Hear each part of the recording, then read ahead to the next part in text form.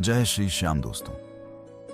कभी कभी जिंदगी में कोई फैसला इतना छोटा होता है कि हमें लगता है इससे क्या फर्क पड़ेगा, लेकिन कई बार उसी छोटे से फैसले के पीछे कोई बड़ी वजह छिपी होती है। इंदौर के रहने वाले विवेक बाबा श्याम के भक्त थे। उनकी भक्ति दिखावे वाली नहीं थी, वो रोज घंटों पूजा करने वाले इंसान नहीं थे। लेकिन जब भी जिंदगी में कोई बड़ा फैसला लेना होता, वो बाबा के सामने मन ही मन एक बात जरूर कहते, बाबा अगर ये मेरे लिए सही है तो रास्ता बना देना, और अगर गलत है तो मुझे रोक देना। विवेक का मानना था कि बाबा हमेशा चमत्कार करके सामने नहीं आते, कभी कभी वो बस एक रास्ता बंद कर देते हैं। ऐसा ही कुछ एक दिन हुआ। विवेक को एक नया मोबाइल फोन लेना था। बजट सीमित था, इसलिए उसने सोचा कि नया फोन लेने के बजाय अच्छी हालत वाला इस्तेमाल किया हुआ फोन खरीद लिया जाए। वो एक दुकान पर पहुंचा। दुकानदार ने उसे एक महंगा फोन दिखाया। फोन देखकर विवेक को पसंद आ गया। कीमत उसके बजट से थोड़ी ज्यादा थी, लेकिन दुकानदार ने कहा, बाकी पैसे बाद में दे देना। विवेक फोन लेने ही वाला था, लेकिन तभी फोन अचानक बंद हो गया। दुकानदार ने उसे दोबारा चालू करने की कोशिश की। चार्जर लगाया गया। कुछ देर बाद फोन से धुआं निकलने लगा। विवेक एकदम पीछे हट गया। दुकानदार भी घबरा गया। विवेक कुछ पल तक उस फोन को देखता रहा, और फिर उसके मन में बाबा श्याम का ख्याल आया। उसे याद आया कि दुकान पर आने से पहले उसने बाबा से कहा था, अगर ये चीज मेरे लिए सही है तो इसे मेरे हाथ में आने देना। वो फोन उसने नहीं लिया।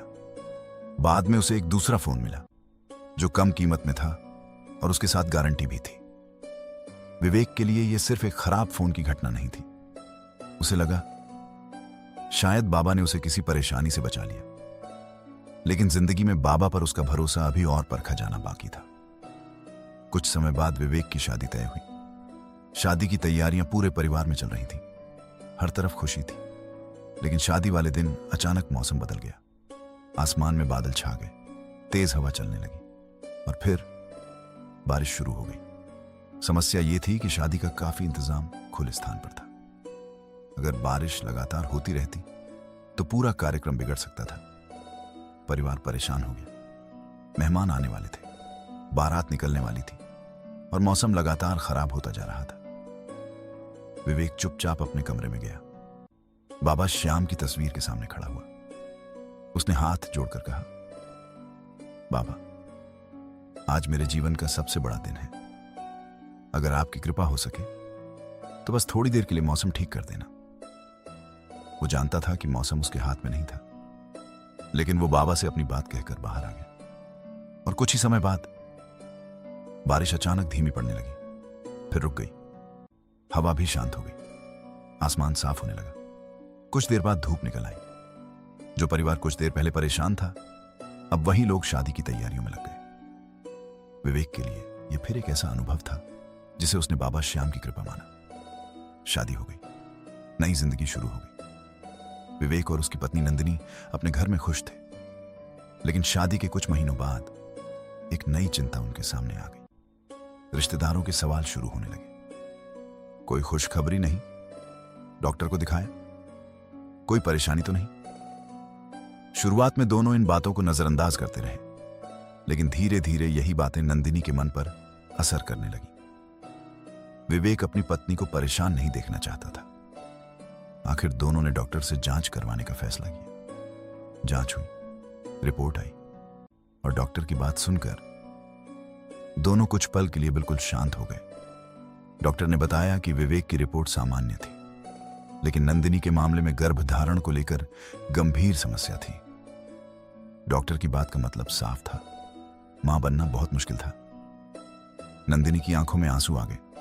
विवेक भी अंदर से टूट गया, लेकिन उसने अपनी पत्नी से सिर्फ एक बात कही, तुम्हारी वजह से हमारा परिवार अधूरा नहीं है।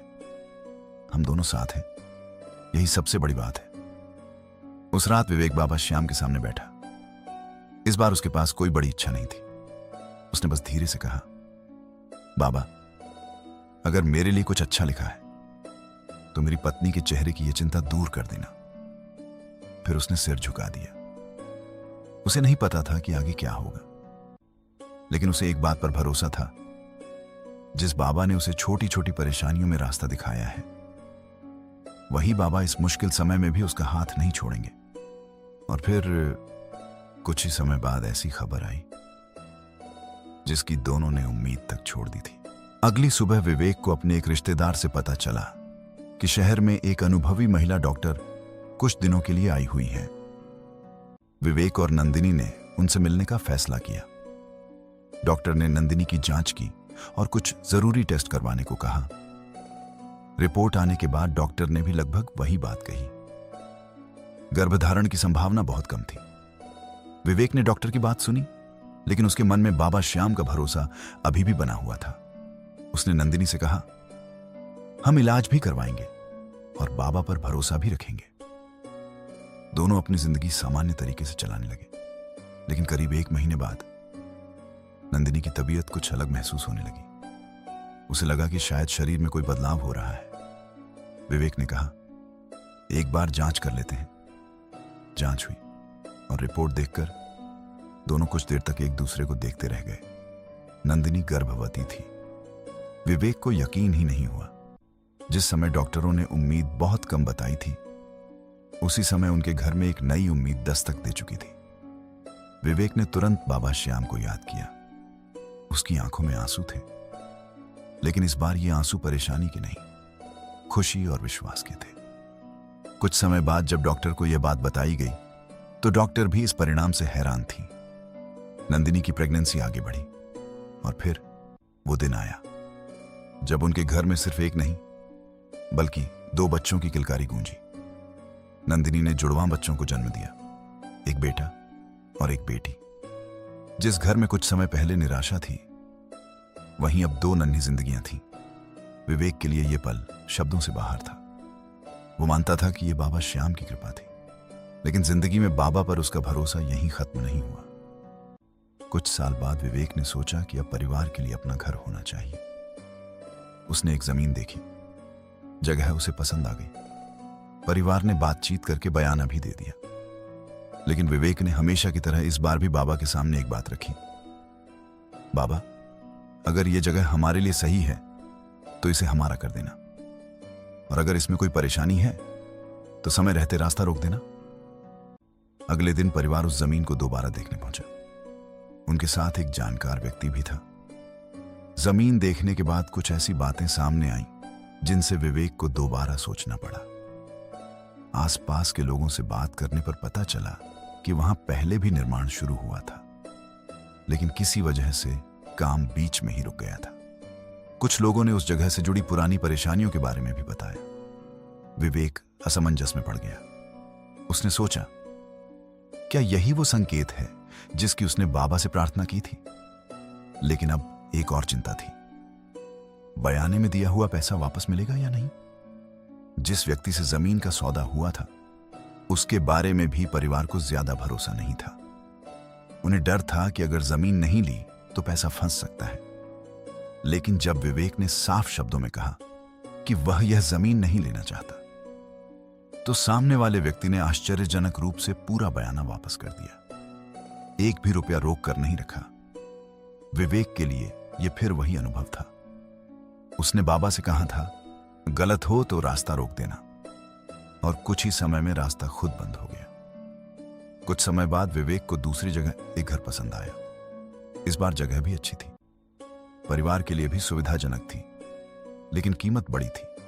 विवेक को लगा कि शायद अब पैसा सबसे बड़ी समस्या बनेगा, लेकिन धीरे धीरे व्यवस्था होती चली गई। जहां से उम्मीद नहीं थी, वहां से मदद मिली, जरूरी पैसे की व्यवस्था हुई, और आखिरकार विवेक ने अपना घर खरीद लिया। उस दिन नए घर में प्रवेश करते समय उसने सबसे पहले बाबा श्याम की तस्वीर रखी, दिया जलाया और कुछ देर तक चुपचाप बाबा को देखता रहा। उसकी जिंदगी में पीछे मुड़कर देखने पर कई ऐसे मौके थे जब उसे लगा था कि रास्ता बंद हो गया है।